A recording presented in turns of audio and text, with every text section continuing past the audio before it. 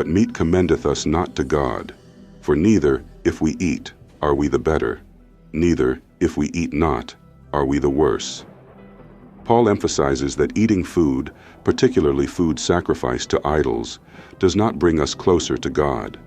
It neither improves nor diminishes one's spiritual standing. But take heed lest by any means this liberty of yours become a stumbling block to them that are weak.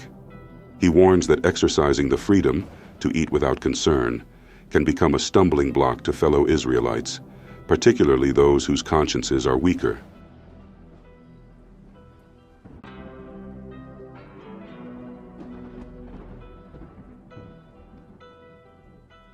For if any man see thee which hast knowledge sit at meat in the idol's temple, shall not the conscience of him which is weak be emboldened to eat those things which are offered to idols?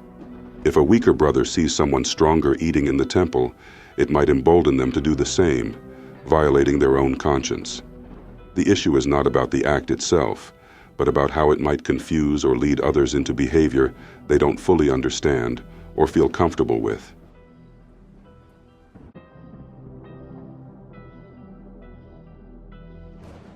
And through thy knowledge shall the weak brother perish, for whom Christ died. Paul heightens the seriousness by showing that causing a weaker brother to fall into sin could lead to spiritual harm. This weaker brother is a fellow Israelite for whom Christ died.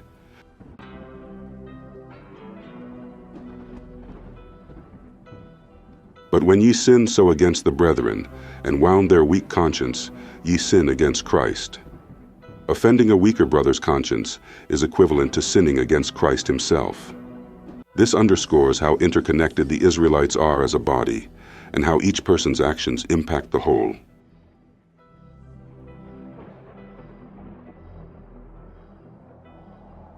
Wherefore, if meat make my brother to offend, I will eat no flesh while the world standeth, lest I make my brother to offend. Paul resolves that if his actions, eating meat, cause his brother to stumble, he would rather refrain from eating altogether.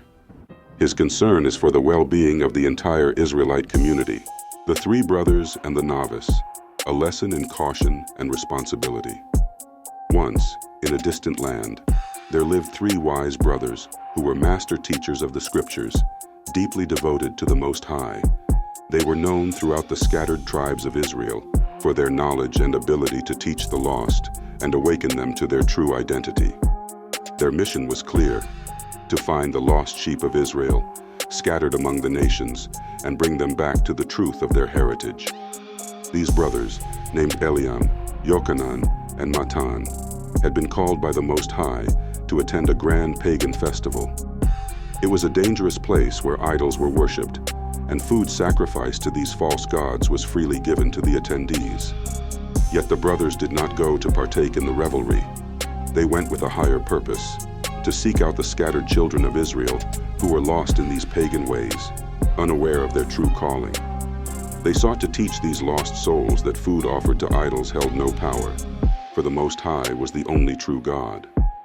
However, the three brothers had a younger, novice brother named Asael. He was zealous for the Scriptures, but he was still unlearned in the deeper matters of the faith. He had not yet reached the level of wisdom required to distinguish between the liberty of knowledge and the potential dangers it held for those who were weak in understanding. One day, before the festival, Asael approached his brothers. "Brothers, I have heard that you plan to attend the festival of the pagans.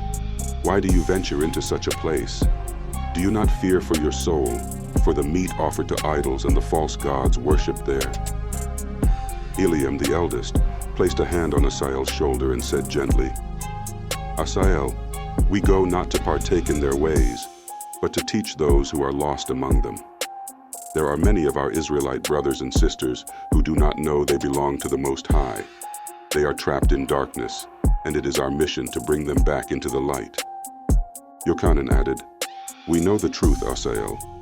Food offered to idols means nothing to us, for these idols are not gods at all.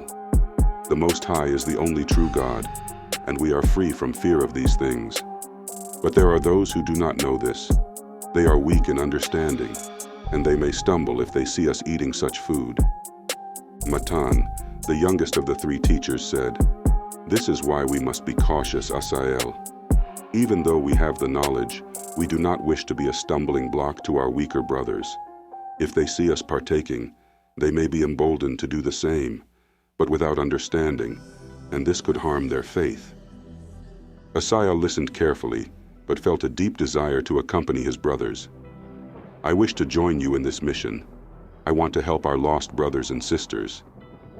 But Eliam, with wisdom in his eyes, said, "Not yet, Asael. You are zealous, but zeal without knowledge can be dangerous. You are not yet ready to walk into such a place.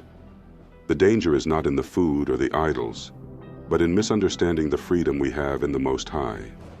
If you go now, without full understanding, you may become confused or even lead others astray by your actions." Yochanan spoke next. "The Most High sees your heart, Asael, but understand this. The mission requires not only knowledge, but also maturity. You must first grow in your understanding of the Most High's will before you can lead others." Matan nodded. "There will be a time for you, brother. But for now, stay here and continue learning. One day, you will join us when your spirit is fully prepared." Reluctantly, Asael agreed. He knew his brothers were right, but still, he felt a yearning to be part of their mission. So, he remained behind, continuing to study the scriptures and strengthen his understanding. Meanwhile, Eliam, Yochanan, and Matan went to the pagan festival. They did not partake in the food or the idolatry, but they sought out the lost Israelites who were among the revelers. They spoke to them in secret, revealing the truth of their heritage, explaining that the Most High was not concerned with the food offered to idols, but with the hearts of his people. They taught that the real power lay in obedience to the Most High, not in the empty rituals of pagan gods. Many who heard them were struck by the truth and began to turn away from the idols, seeking the Most High instead. The brothers' mission was successful, but they remained careful, never flaunting their knowledge or causing others to stumble by their actions. Back home, Asael reflected on his brothers' words. He realized that their caution was not a sign of weakness, but of great responsibility. They were careful not to harm the weak by exercising their freedom in ways that could lead others astray. Asael understood that knowledge without wisdom could be dangerous, and he committed himself to growing both in knowledge and in the wisdom needed to guide others faithfully. In time, Asael would join his brothers on their missions, but only after he had matured in his understanding of the Most High's ways. And when he did, he would remember the lesson his brothers had taught him, that true freedom in the Most High comes with the responsibility to care for those who are still learning, so as not to cause them to stumble on their path. Thus, the brothers continued their work, always mindful of their actions, ensuring that they built up the lost children of Israel, never causing them to fall, but guiding them gently back to the Most High.